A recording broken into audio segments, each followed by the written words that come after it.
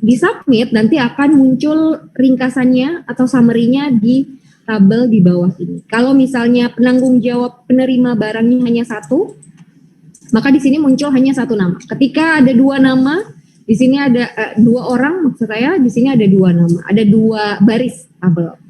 Jadi nanti kita lihat bersama bagaimana cara untuk memasukkan data-data penerima barang.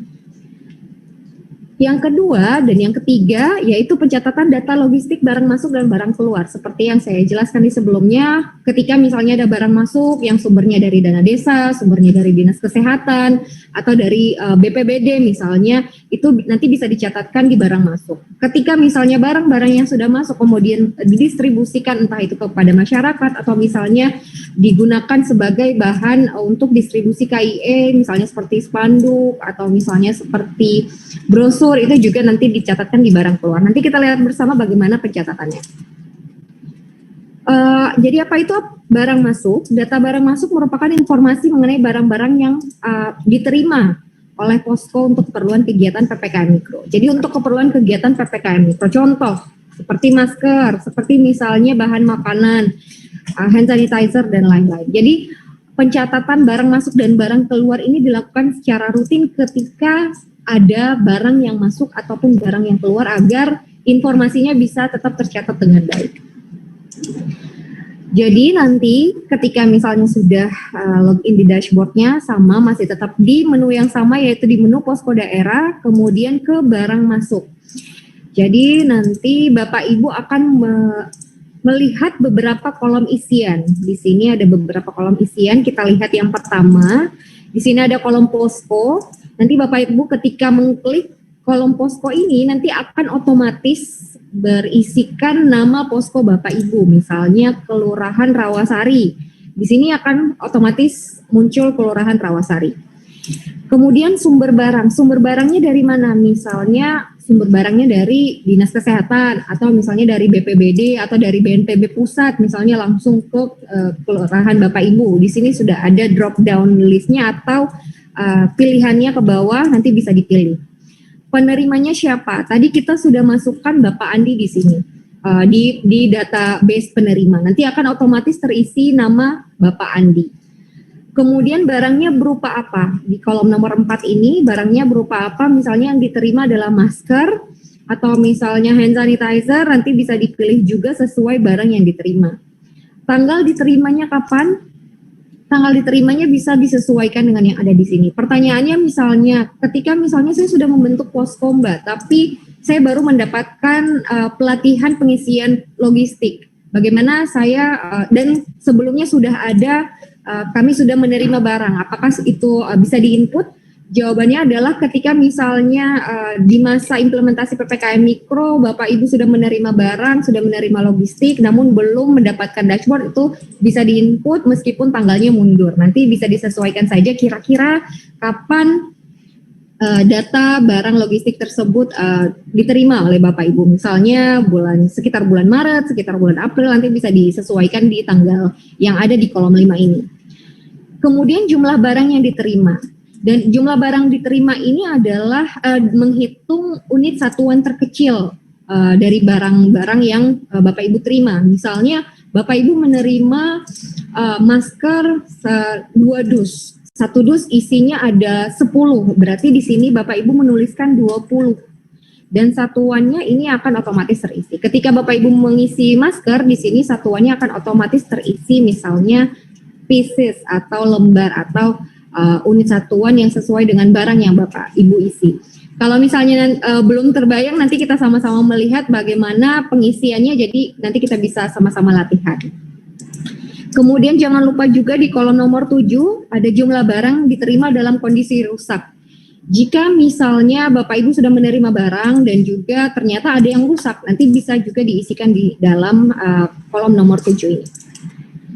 Lanjut, masih dalam satu halaman yang sama, ini ada beberapa kolom lagi. Ini di kolom sumber dana, Bapak Ibu bisa memilih apakah sumber dananya ini merupakan sumber dana dari swadaya atau misalnya donasi. Nanti kita bisa melihat, kalau misalnya donasi itu merupakan sumber yang berasal dari instansi pemerintah, dari kementerian atau misalnya dari dinas kesehatan atau misalnya dari dana desa. Kalau misalnya pengadaan berarti adalah swadaya masyarakat, inisiatif masyarakat sendiri yang mengadakan, yang mengumpulkan dana untuk mendukung kegiatan posko. Itu merupakan dua jenis sumber dana, yaitu pengadaan atau donasi. Kemudian di kolom 2 ini ada dokumen BAST. Ini opsional sebenarnya, tapi kami sangat merekomendasikan untuk mengupload ketika misalnya Bapak Ibu menerima dokumen BAST. Dokumen BAST ini adalah dokumen berita acara serah terima. Ketika misalnya logistik diterima atau diberikan ke Bapak Ibu dari institusi pemerintah, biasanya Bapak Ibu akan menandatangani sebuah dokumen. Dokumen tersebut namanya dokumen BAST. Di dokumen BAST ini ada tertulis berapa jumlah yang diterima, kemudian nanti di situ bisa tertulis misalnya setelah dilakukan pengecekan berapa yang rusak. Di dalam dokumen BAST semua tercantum. Nanti Bapak Ibu bisa memfoto, kemudian nanti file fotonya bisa diupload dengan mengklik tombol browse yang berwarna oranye. Untuk kolom nomor 3, total harga, Bapak Ibu bisa mengestimasikan sesuai dengan kisaran harga yang ada di wilayah Bapak Ibu. Misalnya masker satu di wilayah Bapak Ibu harganya 1.000 satu lembarnya atau satu piecesnya. Nanti kemudian Bapak Ibu bisa mengestimasikan sendiri. Bapak Ibu tadi mendapatkan atau menerima 20 masker, berarti dikali 1.000 berarti total harganya 20.000. Untuk kolom keterangan di nomor 4, Bapak Ibu bisa mengisi informasi-informasi lain yang kiranya penting untuk kami ketahui dan ya, kami bisa dapatkan informasinya. Bapak Ibu bisa menuliskan di kolom keterangan di nomor 4. Setelah itu, setelah semua yang bertanda bintang atau semua isian yang wajib sudah diisi, pastikan isiannya benar, kemudian bisa klik submit di kolom nomor 5 ini di tanda warna hijau. Nanti ringkasan dari informasi atau data-data yang Bapak Ibu isi, yang telah isi itu akan muncul di tabel di bawah ini. Nanti akan kita lihat bersama bagaimana cara pengisian barang masuk. Lanjut, kalau tadi barang masuk, sekarang barang keluar. Kalau misalnya Bapak Ibu sudah menerima barang, nanti Bapak Ibu akan mendistribusikan barang-barang tersebut, ini namanya barang keluar. Jadi untuk pencatatannya masih tetap sama, hanya beda menu, yang tadi barang masuk, sekarang barang keluar, dan untuk isiannya juga kurang lebih sama. Poskonya nanti akan otomatis terisi, kemudian sumber bantuannya dari mana juga nanti sudah ada pilihannya, disesuaikan saja dengan yang barang yang masuk, kemudian barangnya berupa apa, tanggal distribusinya tanggal berapa misalnya, kemudian jumlah yang didistribusikan ada berapa, nanti bisa diisi. Sumber dananya pun seperti itu, total harganya juga bisa diestimasikan sesuai dengan kisaran harga di wilayah Bapak Ibu masing-masing. Kemudian yang ada masih di halaman yang sama di kolom 1, 2, dan 3 ini, misalnya Bapak Ibu punya 10 masker, tapi 10 masker ini Bapak Ibu membagikannya di 2 RT yang berbeda, masing-masing 5. Jadi Bapak Ibu bisa menuliskan di sini misalnya pertama 5 masker dibagikan ke RT 1, RW 1. Jadi nanti di sini ditulis RT 1, RW 1, jumlah kakaknya ada 1 misalnya. Kemudian nanti ada klik tambah di kolom nomor 5 ini. Nanti diisi lagi RT 2, RW 1, jumlah kakaknya ada 1. Nanti kita sama-sama akan melihat bagaimana cara pengisiannya. Nanti biar Bapak Ibu akan kebayang bagaimana cara pencatatannya. Setelah semua informasi sudah diinput, nanti Bapak Ibu bisa mengklik submit di kolom nomor 6 ini, dan seperti biasa ketika sudah diklik submit akan ada ringkasan informasi atau ringkasan data-data yang sudah Bapak Ibu isikan dalam tabel yang ada di bawahnya. Seperti itu. Jadi ini merupakan definisinya. Jadi Bapak Ibu bisa melihat untuk bahan materi nanti akan kami share, semua bahan materi pelatihan hari ini akan kami share melalui link yang tersedia. Bapak Ibu juga ketika misalnya ingin bertanya mengenai logistik atau misalnya mengenai pengajuan akun untuk mendapatkan akun dashboard, Bapak Ibu bisa menghubungi kontak center kami melalui chat WhatsApp di 0813 19 000056 atau melalui email di dataitsatgas c19@gmail.com. Mungkin sekian dari saya, nanti kita akan coba bersama langsung ke dashboard untuk melihat pencatatan dan juga melihat dashboard yang Bapak Ibu nanti akan dapatkan. Terima kasih, saya kembalikan kepada moderator.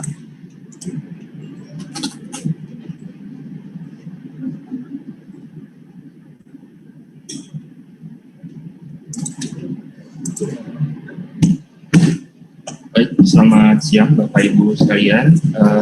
Kita lanjutkan kepada sesi selanjutnya, yaitu melihat langsung cara menggunakan dashboard yang tadi sudah dijelaskan oleh para narasumber. Saya akan share screen.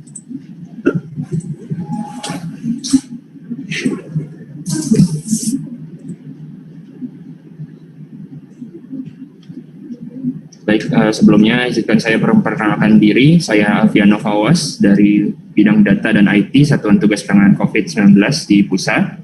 Dan mari kita coba melihat setelah Bapak Ibu nanti mendapatkan akun untuk mengakses dashboard untuk provinsi-provinsi yang mungkin sudah melapor sejak diberlakukannya PPKM Mikro di wilayah setempat, mungkin sudah mempunyai akun. Namun bagi yang belum mempunyai akun dapat menghubungi kontak center kami melalui WhatsApp, atau nanti bisa juga mengisi link yang akan diberikan untuk mengajukan pembuatan akun untuk bisa mengakses dashboard untuk melihat pelaporan dari PPKM Mikro itu sendiri. Nanti setelah login, Bapak Ibu dapat melihat tampilan sebagai berikut, yaitu peta dashboard BLC atau Bersatu Lawan COVID-19. Nanti Bapak Ibu bisa mengklik di menu posko daerah. Nah, nanti di sana akan ada beberapa menu, yaitu data kasus agregat, pembentukan posko, kinerja posko, dan juga logistik posko yang sebagaimana sudah dijelaskan oleh para narasumber. Untuk sekarang kita coba klik di pembentukan posko untuk melihat hasil dari isian di lapangan. Ada berapa posko yang sudah terbentuk, dan juga melakukan pelaporan bahwa poskonya sudah terbentuk berisikan anggota dari Babinsa, Babinka Tipmas, atau tokoh masyarakat dan sebagainya. Di sini nanti ketika menggunakan akun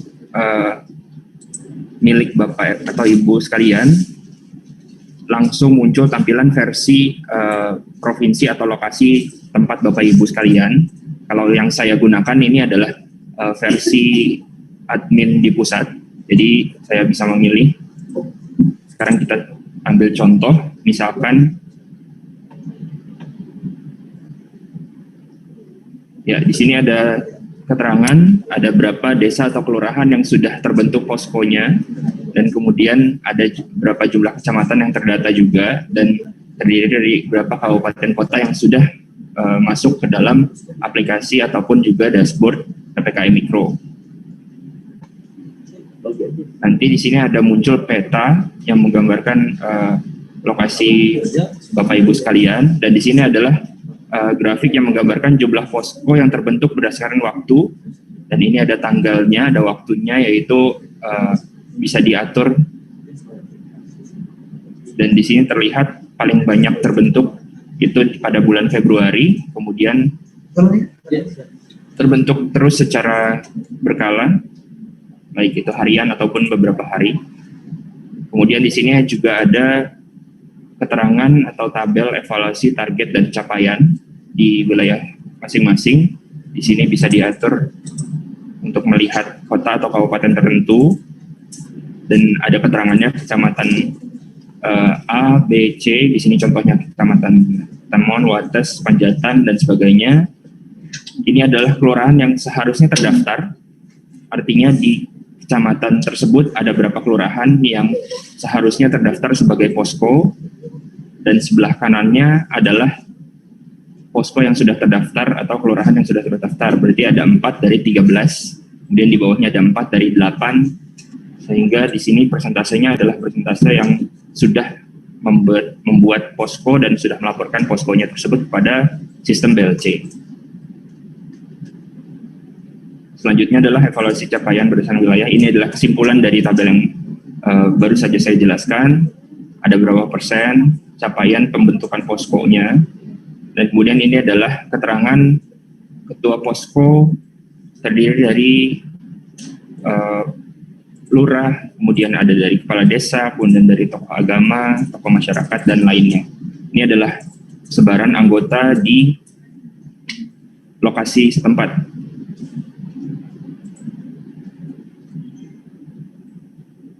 Ya, ini juga sama, ini adalah komponen dari posko itu sendiri. Paling banyak itu dari posko yang terbentuk dengan 4 bidang. Seperti yang sudah dijelaskan di PPKM Mikro sendiri, untuk pelaksanaannya ada 4 bidang, yaitu pencegahan, penanganan, pembinaan, dan pendukung. Apabila sudah terbentuk 1 atau sampai 4 bidang di lokasi setempat, maka bisa dilaporkan melalui aplikasi.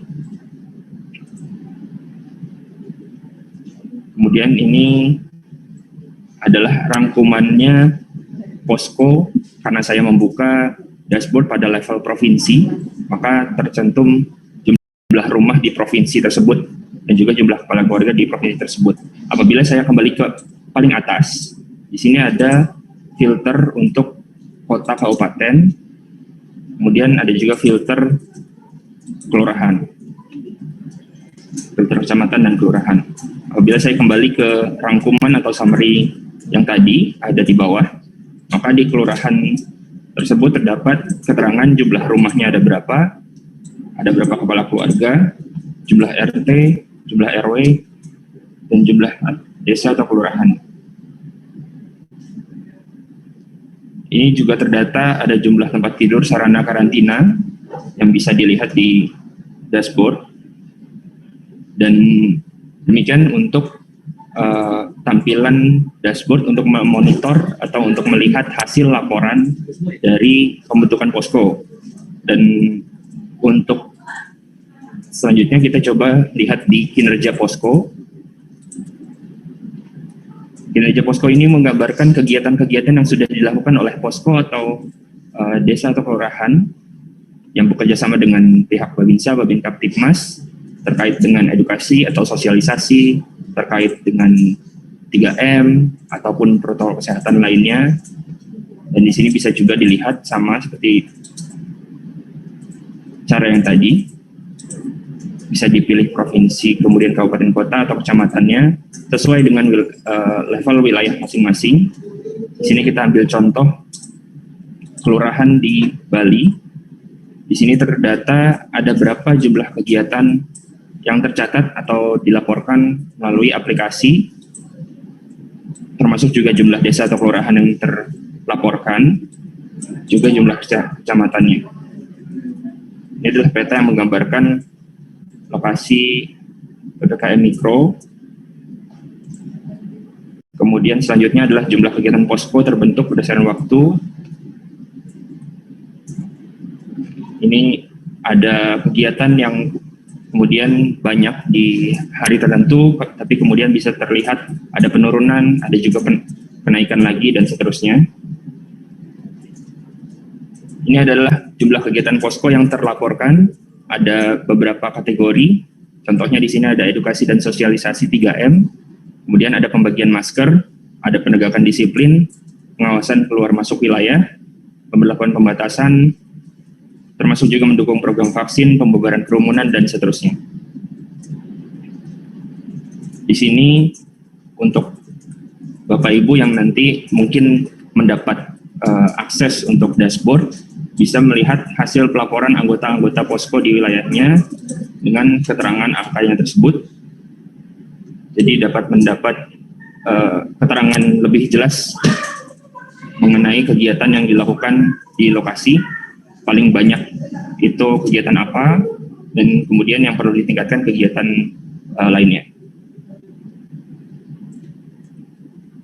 Ini adalah rangkuman, tapi kemudian digambarkan dengan time series atau berdasarkan waktu dari hari ke hari. Kegiatannya terbanyak kegiatan posko itu kegiatan apa, dan dapat ditingkatkan kegiatan lainnya.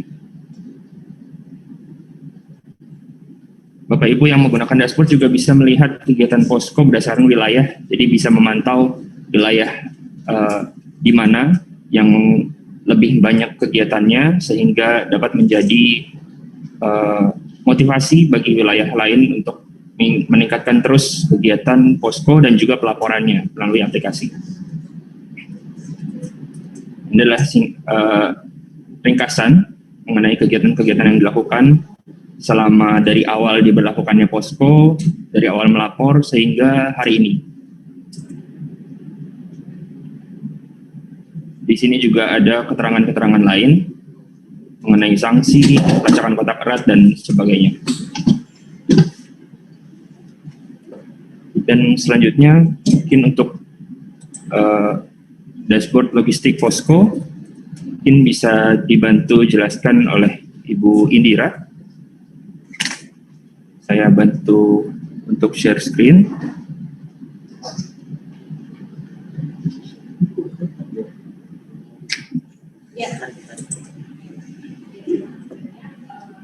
Jadi untuk dashboard, nanti ketika misalnya Bapak Ibu sudah mendapatkan akun, nanti Bapak Ibu selain bisa melihat data agregat, kemudian bisa melihat data-data bagaimana kinerja, misalnya personil di lapangan seperti apa melalui dashboard. Jadi Bapak Ibu juga bisa mencatatkan langsung data-data logistik melalui dashboard. Jadi untuk data logistik hanya dicatatkan melalui dashboard saja, bukan melalui aplikasi yang seperti dijelaskan sebelumnya. Jadi memang untuk dashboard itu hanya mencatat atau menginput logistik, bukan data-data yang lain.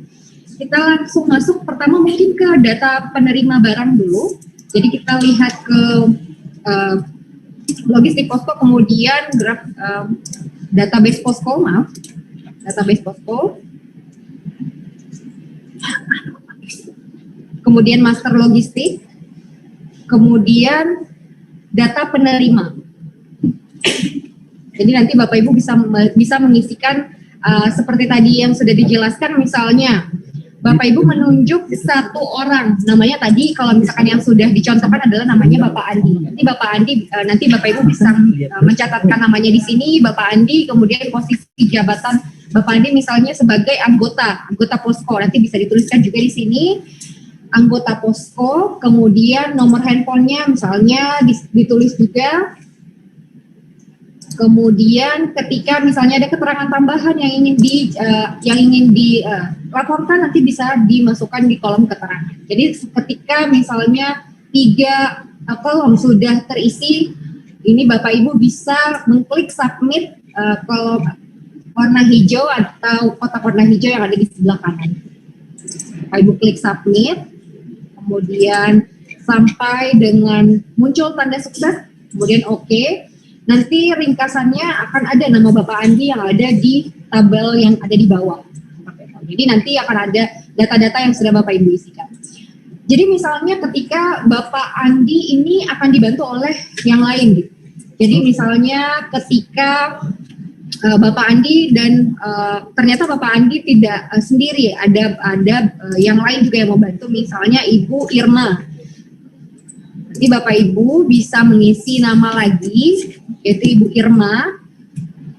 Posisi jabatannya juga sebagai anggota dari posko.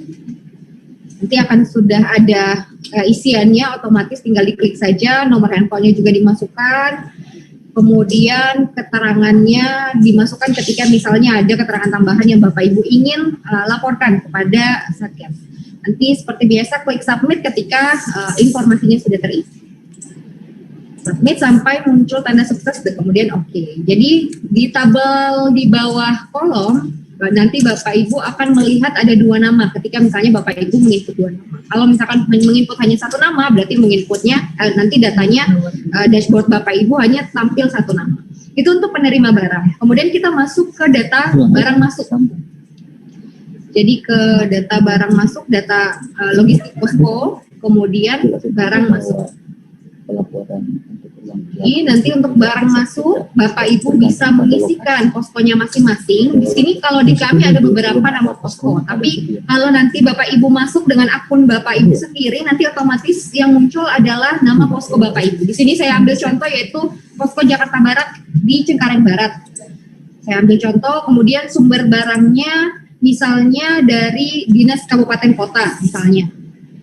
Kemudian penerimanya siapa? Tadi kita sudah mengisikan nama Bapak Andi dan Bapak Irma. Nanti kita tinggal cari saja namanya, Bapak Andi gitu misalnya. Kemudian waktu itu kebetulan yang menerima barangnya yaitu Bapak Andi. Barangnya yaitu contohnya masker.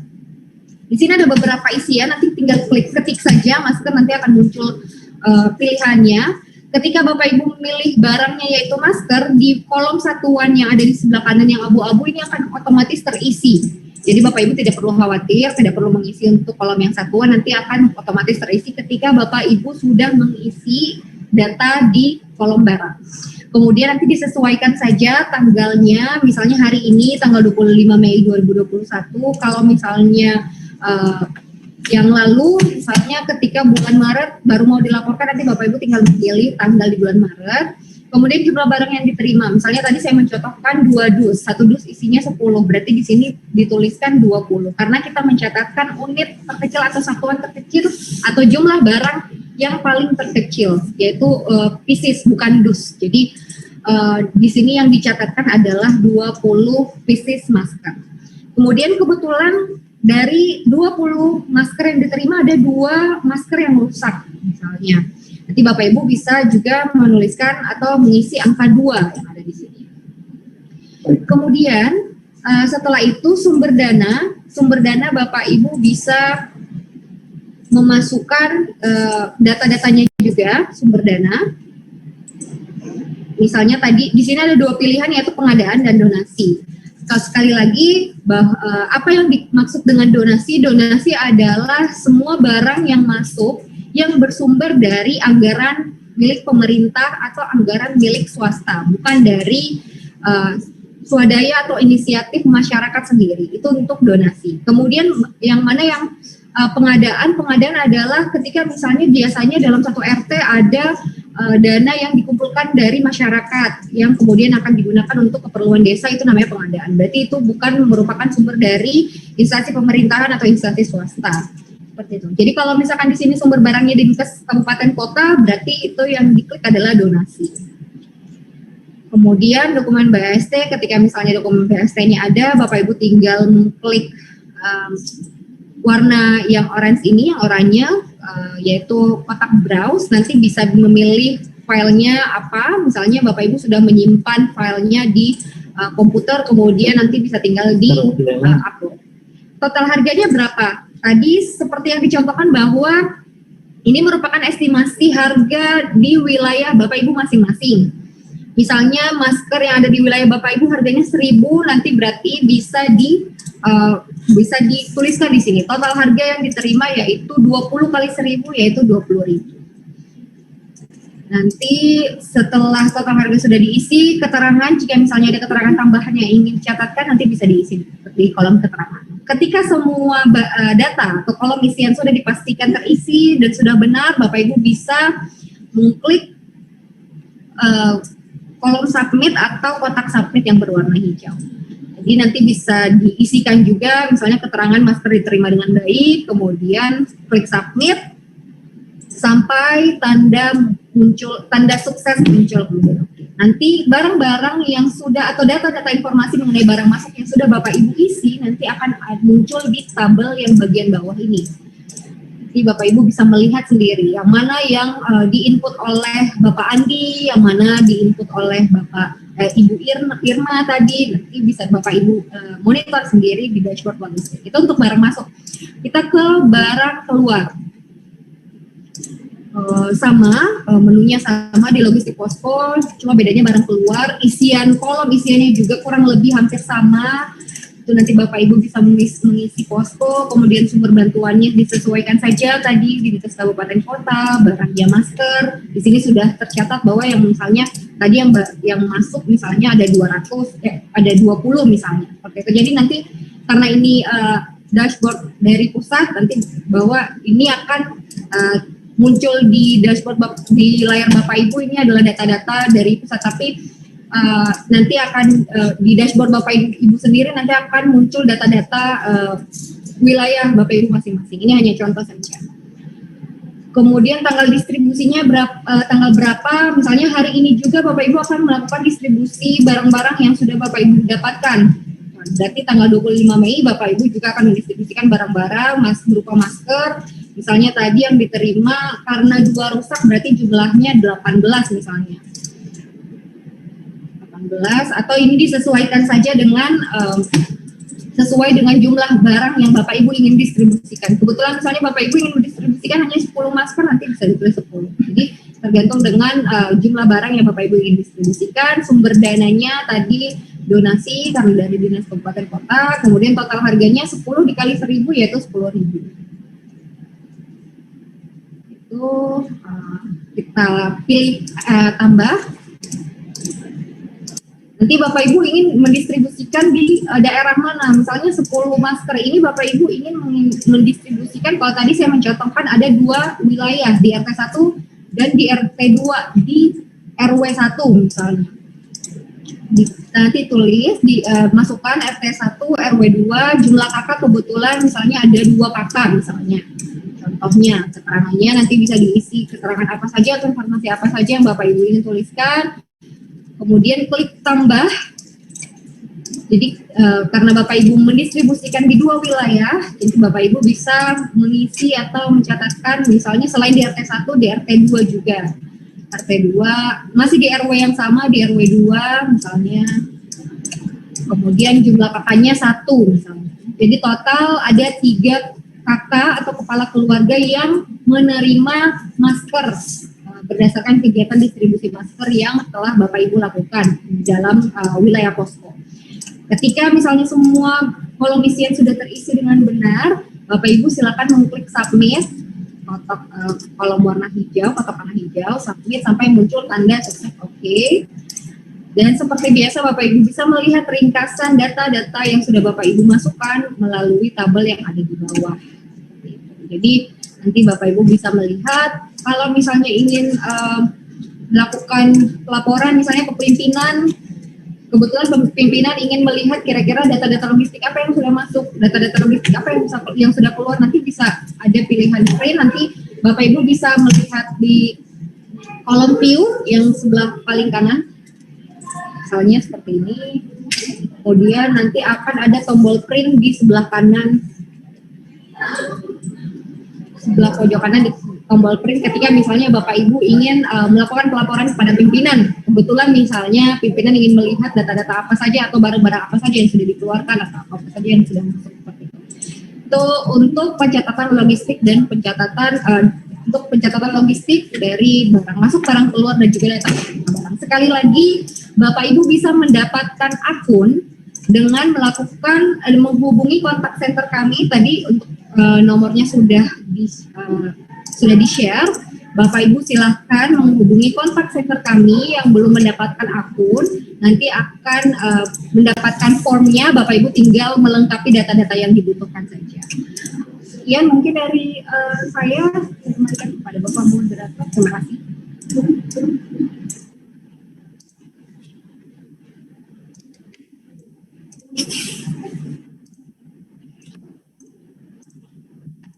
Baik, terima kasih Saudari Indira, Saudari Tifal, dan juga Saudari Alfiano, dan Bapak Ibu sekalian. Dengan penjelasan dari 3 narasumber tadi, berakhirlah sesi kedua kita pada pelatihan kali ini, dan kita akan memasuki pada sesi tanya jawab. Dan kami lihat di kolom chat Zoom maupun kolom chat YouTube sudah ada beberapa pertanyaan yang masuk, dan coba akan kami langsung bacakan dan akan dijawab oleh narasumber-narasumber terkait. Yang pertama ada pertanyaan dari Kecamatan Parindu, ya, Kecamatan Parindu. Pertanyaan adalah bagaimana tata cara mendapatkan akun, baik akun aplikasi maupun akun dashboard, dan apa saja syarat-syaratnya. Ya, baik, ini saya langsung jawab saja, Bapak Ibu sekalian. Saya akan mulai untuk cara akun aplikasi dahulu, ya, aplikasi. Seperti tadi kami sampaikan di awal, bahwa bagi Bapak Ibu personel TNI atau Babinsa yang belum memiliki akun aplikasi di handphone, itu bisa langsung menghubungi atau berkoordinasi dengan Kodam, Kodim, ataupun Koramil di wilayah Bapak Ibu sekalian agar dapat meminta atau mengakses akun aplikasi. Dan begitu pula bagi Bapak Ibu dari Babin Kaptimas, itu bisa langsung berkoordinasi atau meminta akun di Polsek atau Polres di wilayah Bapak Ibu sekalian. Nah, bagaimana dengan Bapak Ibu relawan yang bukan TNI dan Polri? Maka untuk mendapatkan akun aplikasi Bapak Ibu relawan Posko, baik itu desa, kelurahan, maupun di kecamatan, silakan langsung menghubungi kontak center bidang data IT Satgas yang tadi juga sudah ditampilkan dan juga sudah di-share melalui kolom chat Zoom maupun YouTube. Dan mohon agar Bapak Ibu ketika menghubungi via WhatsApp, nanti panitia atau tim dari kontak center akan memberikan form di mana Bapak Ibu harus mengisi beberapa data, data nama, kemudian kontak handphone Bapak Ibu, lalu misalnya ada asal wilayah provinsi, kabupaten, kecamatan hingga level desa RT, dan beberapa dokumen yang perlu diupload agar data-data Bapak Ibu yang mengajukan permintaan akun dapat kita inventarisir dengan baik. Demikian. Kemudian untuk pertanyaan dari Kecamatan Koto Gasip dan Kecamatan Siantan, Kepulauan Anambas, Kepri. Untuk kecamatan, apakah tetap mengisi laporan aplikasi Satgas dan bagaimana cara memperolehnya? Ya, tadi sudah kami coba jawab. Kecamatan silakan, bagi yang relawan silakan menghubungi kontak center. Dan kalau untuk masalah pelaporan, Bapak Ibu sekalian, Bapak dan Ibu sekalian, perangkat kecamatan sebetulnya tidak wajib melakukan pelaporan di dalam aplikasi. Karena Bapak Ibu di kecamatan tugasnya hanya memantau kinerja Bapak Ibu posko di desa kelurahan. Sehingga Bapak Ibu kecamatan hanya tugasnya lebih diperhatikan pada pemantauan dashboard dan juga melakukan pemantauan pada desa-desa di wilayah Bapak Ibu di bawah kecamatan dan juga RT RW. Tugasnya yaitu apabila ada desa ataupun RT yang pelaporannya masih minim, silakan Bapak Ibu dari pihak kecamatan agar juga terus mensosialisasikan dan mendorong agar petugas posko di RT maupun desa kelurahan di bawah kecamatan Bapak Ibu dapat ditingkatkan. Lalu yang selanjutnya ada pertanyaan dari Kecamatan Setu, Tangerang Selatan dari Bapak Aristianto. Apakah nanti tidak akan tumpang tindih antara laporan yang disampaikan di tingkat kota dan kecamatan? Nah, kami sampaikan bahwa yang melakukan pelaporan terkait PKM Mikro ini memang Bapak dan Ibu anggota di lapangan level RT, RW, dan desa. Sehingga laporan-laporan disampaikan memang itu tadi sudah dijelaskan variabel-variabelnya tidak akan tumpang tindih Bapak. Karena memang variabel sudah diatur dan tidak akan mengganggu aliran data yang masuk di provinsi. Dan ketika misalnya ada desa A di bawah kecamatan B, di bawah kabupaten C, maka kabupaten atau kecamatan tersebut tinggal menerima dashboard saja. Tadi saya sampaikan bahwa tingkat kabupaten dan kecamatan tidak melakukan pelaporan. Yang melapor hanya anggota di level RT, RW maupun desa. Dan yang digunakan oleh satu data, tidak akan tumpang tindih, karena di aplikasi kita sudah tersistem, sehingga apabila ada data-data yang masuk double, itu akan kemudian terverifikasi dan akan dihilangkan secara otomatis. Saya akan pindah ke kolom chat YouTube. Ini ada dari Bapak Irwan Susanto.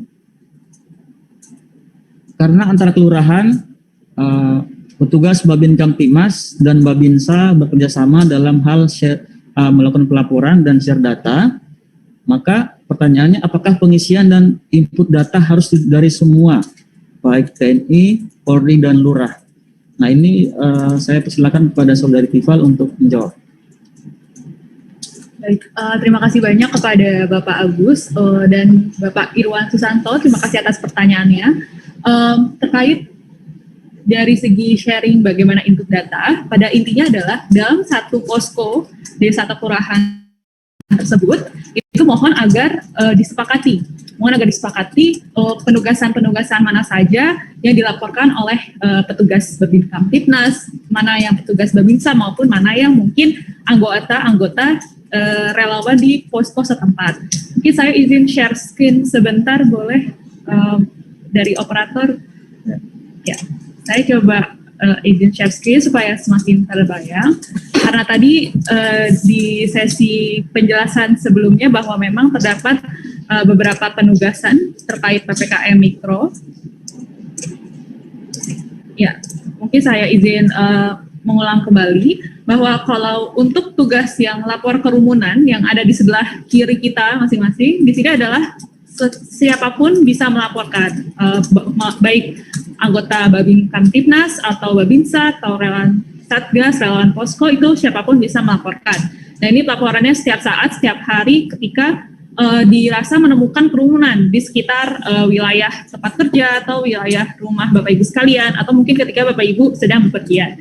Nah, kemudian untuk tugas selanjutnya terkait PPKM Mikro, tugas yang pertama ini adalah pembentukan posko. Kalau untuk tugas pembentukan posko ini sebenarnya cukup satu kali diisi. Jadi memang disepakati siapa yang melaporkan. Ini tidak berarti mengurangi kinerja ya, mengurangi kinerja dari saya karena anggota Babin Kamtibnas, jadi saya mengurangi kinerja karena saya tidak melapor, tidak seperti itu. Tapi tetap ini terlaporkan dan pada akhirnya nanti hasilnya masuk ke dashboard. Jadi ini silakan disepakati salah satu untuk tugas pembentukan posko, disepakati siapa yang melaporkan.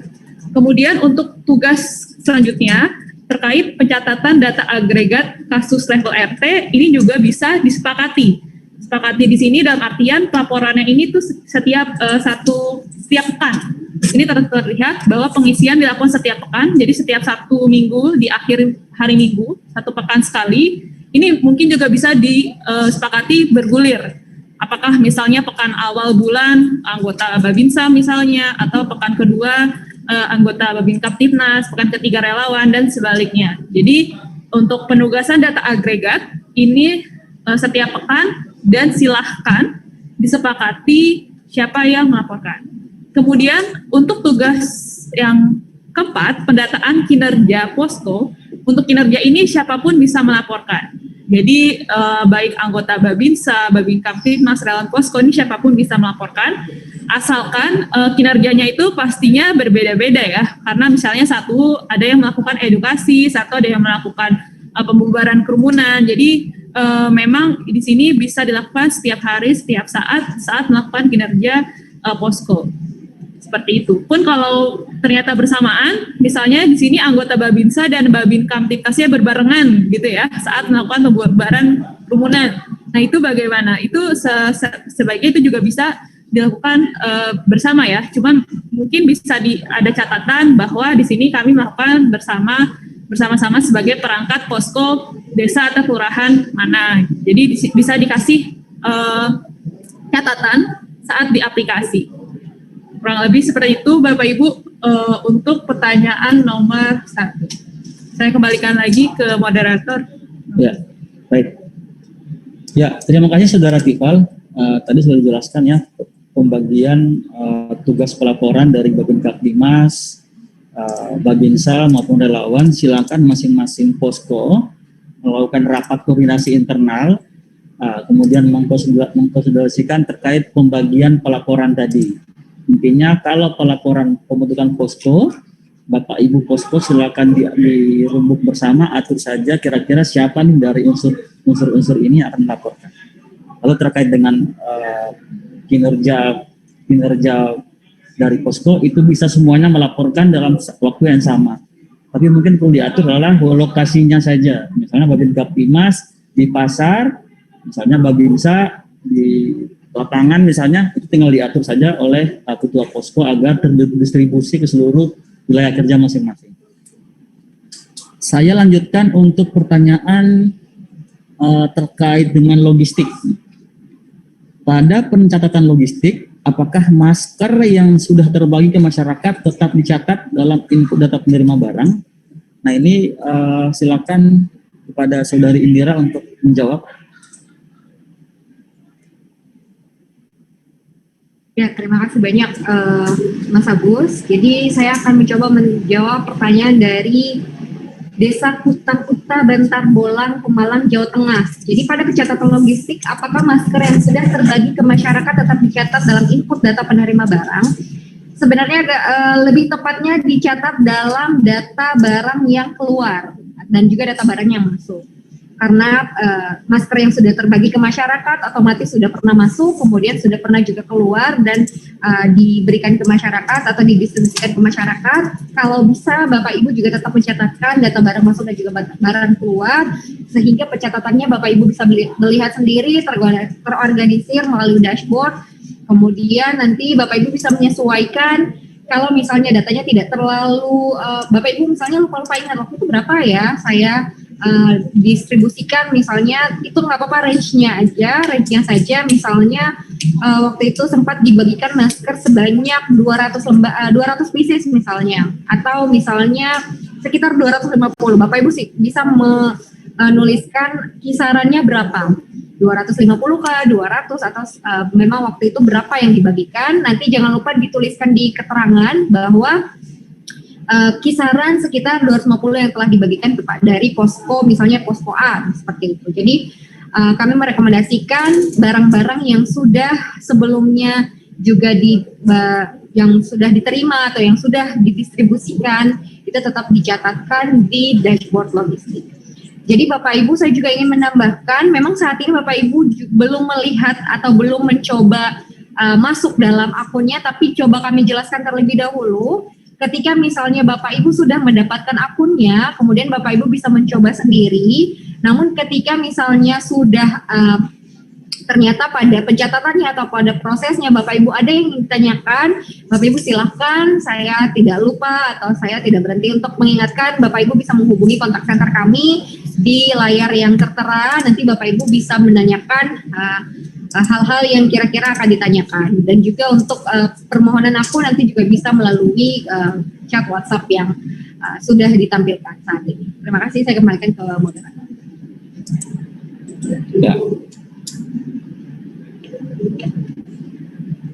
Ya, terima kasih Saudari Indira, semoga dipahami ya bagi penanya. Ini selanjutnya ada dari Bapak Firman, Kecamatan Bintan Utara, bertanya mengenai data terkonfirmasi di domisili di kelurahan atau desa A ya. Ini terkait dengan kasus positif nih ya. Namun isolasi di luar wilayah atau desa A tersebut, misalnya di desa C gitu ya. Apakah tetap mencatat sebagai data agregat kelurahan atau desa A? Ya, Bapak Ibu. Jadi memang betul kasusnya apabila ada suatu pasien atau kasus gitu ya di desa A, tapi desa A itu tidak mempunyai misalnya fasilitas isolasi atau karantina, sehingga pasien tersebut harus kemudian dipindahkan atau diisolasi di desa B atau di desa seberang. Maka untuk penyeratannya tetap data tersebut masuk sebagai kasus desa A tersebut, karena tetap dicatat sebagai sumbernya, bukan tempat isolasinya. Demikian Bapak. Ini kami lihat sudah tidak ada pertanyaan lagi dari kolom chat Zoom maupun di YouTube. Ya, ini nanti mungkin kami akan share screen untuk menjelaskan tambahan terkait beberapa hal yang perlu menjadi atensi bersama. Silakan. Ya, terima kasih banyak kepada Bapak Agus. Boleh saya izin share screen untuk operator? Ya, Bapak Ibu sekalian, tadi begitu banyak pertanyaan-pertanyaan. Jadi bagaimana saya harus dapat akun? Saya nggak kebayang akunnya gimana, aplikasi gimana, dashboardnya seperti apa, dan segala macamnya. Mungkin mohon izin bisa difoto atau mungkin bisa di screenshot ya terkait ini. Jadi pada intinya yang pertama adalah Bapak Ibu bisa menghubungi kontak center di bidang data IT Satgas COVID-19. Pertama bisa di email atau mungkin di WhatsApp, di chat WhatsApp di nomor berikut yang juga tadi sudah disampaikan oleh narasumber sebelumnya. Kemudian kami nanti dari kontak center data IT akan memberikan link seperti ini. Jadi Bapak Ibu sekalian, sebagai perangkat kecamatan, di mana tadi juga sudah sempat disinggung bahwa memang untuk kecamatan ini sifatnya memantau, ya, bukan menginput. Jadi di sini bagaimana saya cara memantaunya Mbak untuk desa kelurahan di bawah saya? Nah ini bisa, silakan nanti didaftarkan di link Google Form berikut di bit.ly/pendaftaran akun BLC. Ini adalah akun dashboard, di mana jadi seperti yang ada di slide, dashboard di sini yang bisa diakses di laptop atau komputer Bapak Ibu sekalian. Nah, sedangkan untuk posko desa atau kelurahan, saya mau melapor Mbak, tadi logistik itu saya mau ngelaporin. Jadi memang untuk logistik Bapak Ibu itu di dashboard untuk menginputnya. Sedangkan untuk seperti kinerja, seperti pencatatan kasus itu di handphone. Jadi semoga Bapak Ibu sekalian tidak bingung atau mungkin tidak pusing karena memang seperti yang sudah dijelaskan pada intinya ada 4 penugasan. Nah ini tinggal, bukan tinggal ya, maksudnya hanya saja perlu dirundingkan bersama-sama di posko setempat. Kemudian tadi bertanya juga, kalau misalnya anggota relawan posko saya mau jadi relawan deh Mbak, karena saya emang ingin melaporkan kinerja posko di saya. Ternyata kinerja posko saya ini sudah sering sekali melakukan pembubaran kerumunan, sudah sering pengawasan keluar masuk dan segala macamnya. Nah ini Bapak Ibu sekalian bisa mendaftarkan di relawan posko, dan nantinya setelah Bapak Ibu mengisi di Google Form berikut di bit.ly/pendaftaran relawan posko C19, nanti akan dibuatkan akun aplikasi. Jadi nanti akan diberikan akunnya, akan disampaikan via email atau mungkin via dari kontak center kami. Nanti baru dari situ bisa mulai pelaporan. Karena di sini mungkin animo yang luar biasa sekali dari Bapak Ibu sekalian, memang mungkin mohon dipahami bisa saja nanti menunggu sekitar 3 sampai 5 hari mungkin. Saat itu paling lama sekali, tapi kami berupayakan secepat mungkin, segera mungkin untuk bisa mengirimkan akun dashboardnya maupun akun aplikasinya. Mungkin sekian Pak Moderator, saya kembalikan, terima kasih. Iya, terima kasih. Ini ada satu pertanyaan lagi saya kira yang cukup urgent ya, yang perlu kita jawab dari Bapak Arif ini. Sepertinya memang kita perlu menjelaskan lebih pelan-pelan ya kepada Bapak Ibu. Jadi terkait dengan konsep pembagian pelaporan antar unsur di dalam posko. Kita ketahui di posko itu unsurnya at least punya 3 unsur ya. Tadi ada unsur dari TNI, kemudian Polri, dan relawan. Nah, bagaimana kita membagi 3 unsur ini melaporkan berbagai variabel tadi. Nah, ini coba kami jelaskan pelan-pelan agar tim posko ini kemudian bisa setelah ini rapatkan dan bisa menentukan melapor yang mana. Yang pertama, untuk variabel terkait pelaporan kepatuhan perubahan perilaku. Ya, ini via aplikasi. TNI dan Polri sudah mempunyai akunnya. Nanti yang belum mendapatkan silakan hubungin koordinasi dengan kantor setempat. Bagi relawan silakan hubungi data Satgas. Terkait dengan pelaporannya, untuk kepatuhan perilaku 3 unsur ini bisa melapor. TNI boleh melapor, Polri melapor, relawan boleh melapor. Tapi yang diatur adalah silakan atur lokasi pelaporannya saja. Misalnya TNI di pasar, Polri di lapangan sepak bola misalnya, relawan di mana, intinya di wilayah itu dibagi-bagi saja, pelaporannya bersamaan boleh, itu boleh. Nah, ya itu terkait dengan pelaporan kepatuhan perubahan perilaku. Nah, sekarang kita beralih ke pelaporan yang kedua, yaitu terkait dengan pembentukan posko. Nah, pembentukan posko ini dilaporkan hanya sekali saja saat Bapak Ibu pertama kali membentuk. Misalnya Pak Ibu hari ini membentuk tanggal 25 Mei posko A, desa A, kelurahan A misalnya. Berarti dilaporkan pada saat pembentukan hari itu. Yang melapor siapa? Ini salah satu saja. Salah satu antara dalam posko itu kan ada 3 unsur nih. Ketika sudah dibentuk, maka silakan Bapak Ibu berembuk di internal posko. Kira-kira siapa nih yang akan melapor? Apakah relawan, TNI, Polri, itu silakan dipilih. Posko A dan posko B boleh berbeda. Misalnya posko A itu yang lapor ya TNI. Kalau posko B relawan. Yang penting ada satu yang mewakili melapor terkait pembentukan posko. Jelas ya? Kemudian kita pindah ke pelaporan yang kedua. terkait dengan pelaporan agregat kasus tiap minggu. Nah, tadi seperti dijelaskan, pelaporan agregat kasus ini boleh bergantian, karena kan yang dihitung adalah pekanan. Jadi misalnya silakan diatur, masing-masing posko boleh beda yang menjadi pelapor siapa. Intinya sudah punya aplikasi, dan tadi kami jelaskan bahwa misalnya di pekan 1 bulan Juni misalnya, yang bertugas melapor adalah TNI atau Babinsa. Pekan kedua itu personel dari Babinsa Kaptimas. Pekan ketiga relawan. Nah, boleh juga seluruh pekannya TNI saja atau seluruh pekannya Babinsa. Intinya kami serahkan kepada koordinasi internal posko yang dikoordinir oleh ketua poskonya. Intinya bahwa satu posko desa kelurahan itu tentu tiap pekan harus ada data pelaporan agregat kasus yang masuk. Kami tidak melihat baik itu yang melapor TNI, Polri maupun relawan itu akan terekap di dalam database. Kemudian yang selanjutnya terkait dengan pelaporan kinerja. Nah, kinerja ini sama dengan tadi yang pertama, perubahan perilaku. Ini tiga-tiganya boleh melapor pada satu waktu yang sama. Misalnya pada hari Selasa sore disebar TNI ke mall, polisi atau Polri ke misalnya tempat ibadah, misalnya relawan ke tempat mana misalnya, itu boleh dilakukan asal masing-masing wilayah itu diatur lokasinya. Saya kira itu untuk pembagiannya. Memang untuk 2 tadi yang memang boleh diwakilkan, silakan kami serahkan kepada ketua posko untuk mengkoordinir anggota-anggota di bawahnya agar pelaporannya itu bisa kemudian dilakukan secara teratur.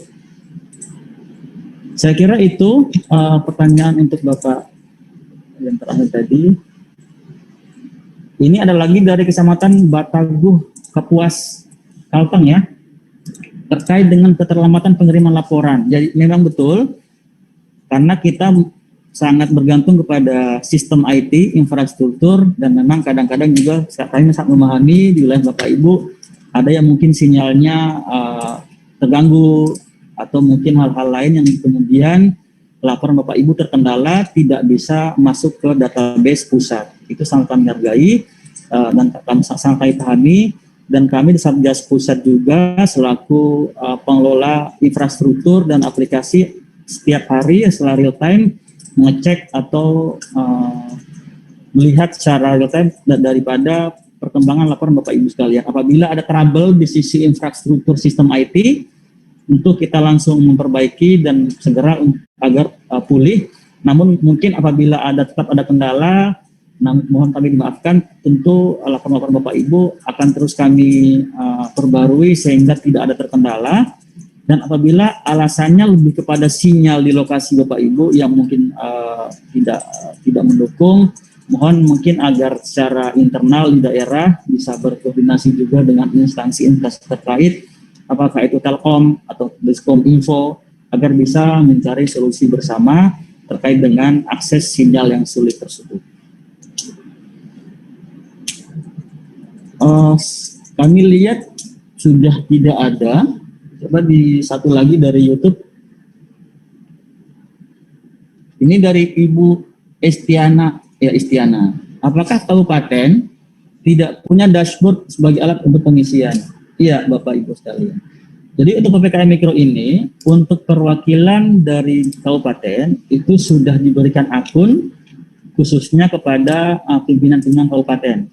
Dalam hal ini kepada Sekda atau kepada Dinkes tempat maupun beberapa personel dari BPBD.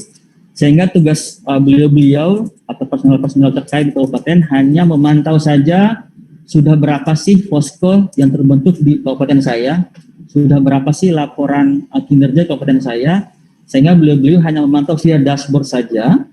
Kemudian ketika misalnya perlu melakukan inspeksi atau pemantauan secara offline di lapangan, maka beliau-beliau sudah punya navigasi untuk ke wilayah-wilayah mana saja agar wilayah tersebut dapat meningkatkan pelaporan. Ini dari Bapak Gondosuli dari Muntilan ya, Jogja. Kepada apakah masyarakat pendatang juga ikut diinput datanya maupun beberapa ini data apa dulu Pak dari data agregat kasus, sehingga tugas beliau-beliau jika memang Bapak terkait kabupaten hanya memantau saja dicatat Pak asalkan ada rumah di RT Bapak yang memiliki kasus positif, baik itu dia warga lama di situ atau dia baru pendatang baru dari mudik atau pendatang baru, itu wajib dicatat.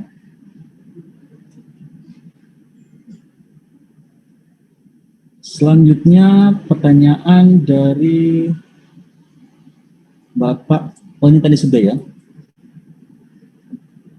Bapak Firman dari Dan Utara. Untuk akun RT atau RW, apakah menggunakan akun relawan? Nah, ini yang perlu mungkin Bapak dipahami ya. Jadi akun yang Bapak maksud apakah akun dashboard atau akun aplikasi? Kalau akun dashboard, maka satu posko itu hanya punya satu akun dashboard. Kalau akun aplikasi, maka 3 unsur posko tadi, TNI, Polri, relawan wajib punya masing-masing individu punya satu akun yang nanti dapat diberikan via data kontak center IT, gitu ya. Terkait dengan apakah zona hijau, RT zona hijau tetap membentuk posko. Iya, jadi perlu kami tekankan lagi bahwa pembentukan posko ini tidak bergantung kepada zonasi. Pembentukan posko ini adalah merupakan mandat pemerintah pusat melalui Inmendagri agar seluruh posko khususnya di 30 provinsi yang jadi prioritas perlu membentuk posko. Nanti masalah poskonya tidak ada kasus atau kasusnya banyak itu bukan menjadi patokan. Jadi semuanya wajib membentuk posko karena penekanan dari instruksi Mendagri ini merupakan pengendalian. Walaupun zona dari RT Bapak Ibu zona hijau alias tidak ada kasus sama sekali, maka pengendalian tetap harus dilakukan, tetap melakukan surveillance aktif, tetap harus melakukan monitoring pada warga yang berkerumun dan lain sebagainya. Saya kira pertanyaan kami cukupkan karena sudah tidak ada yang di kolom chat Zoom maupun kolom chat YouTube, dan saya kira sesinya kami akhiri untuk sesi pertanyaan kali ini. Dari perwakilan data IT Satgas dan juga mewakili Ketua Satgas COVID-19 mengucapkan terima kasih atas partisipasi dari Bapak Ibu sekalian, baik dari TNI, Polri, dan personel dari kecamatan maupun desa kelurahan terkait, dan kami ucapkan terima kasih dan mohon agar materi-materi yang Bapak Ibu sudah dapatkan via link yang telah disampaikan tadi agar juga dapat disosialisasikan kepada rekan-rekan atau kolega posko yang belum sempat hadir pada pelatihan kali ini, dan mungkin juga agar segera bisa mempelajari bersama. Kami juga mohon agar setelah ini bisa ketua posko agar bisa melakukan konsolidasi agar terkait dengan penggunaan atau cara mengakses dari dashboard agar anggota-anggota di posko Bapak Ibu dapat tersosialisasikan dengan baik. Saya kira itu dari kami pada pagi hari ini, dan apabila ada kekurangan mohon kami dimaafkan. Semoga pelatihan kali ini dapat bermanfaat bagi Bapak Ibu sekalian, dan apabila ada pertanyaan atau konfirmasi dengan posko atau dengan materi, silakan menghubungi kontak center yang telah kami berikan sebelumnya. Dan kami sekali lagi sampaikan kontribusi Bapak Ibu dalam melakukan kinerja atau pelaporan kasus dalam penerapan PPKM Mikro ini sangat bermanfaat bagi Satgas COVID-19 dan pimpinan pusat, karena laporan dari Bapak Ibu yang dilaporkan dari aplikasi Bapak Ibu itu kami jadikan sebagai landasan kebijakan penanganan pandemi COVID-19. Kita ketahui bahwa COVID-19 ini mungkin belum akan hilang dari muka bumi atau masih sulit kita eradikasi, tapi yakin dan percaya atas kolaborasi kita bersama, pandemi ini bisa kita lalui bersama. Demikian, wabillahi taufiq wal hidayah. Wassalamualaikum warahmatullahi wabarakatuh dan selamat pagi.